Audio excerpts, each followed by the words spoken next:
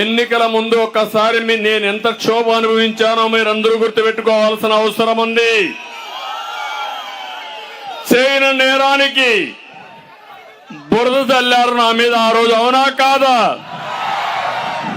బాబాయిని చంపింది వీళ్ళే, గుండెపోటుగా చిత్రీకరించింది వీళ్ళే,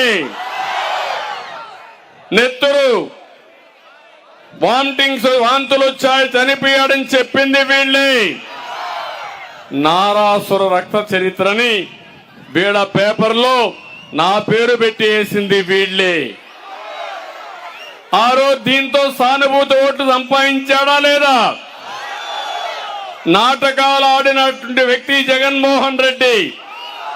బాధ, నా జీవితంలో ఎప్పుడు కూడా నేను రౌడీజం చేయలేదు, నేర రాజకీయాలు చేయలేదు, నేరస్తులను అణిచివేశాను తప్ప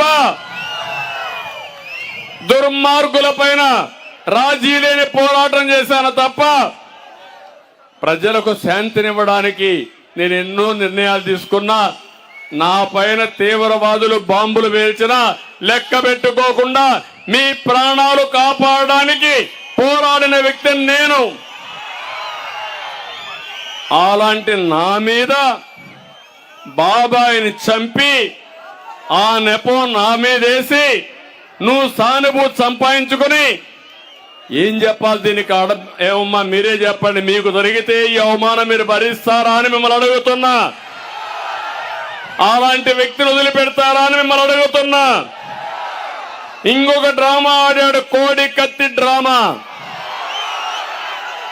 మొన్నే కోర్టులో కూడా చెప్పారు, ఎన్ఐఏ చెప్పారు, ఆ కోడి కత్తిలో ఉండే శ్రీనివాస్ మీ వైఎస్ఆర్ కాంగ్రెస్ పార్టీ వాడు, తెలుగుదేశానికి సంబంధం లేదని చాలా స్పష్టంగా చెప్పారు.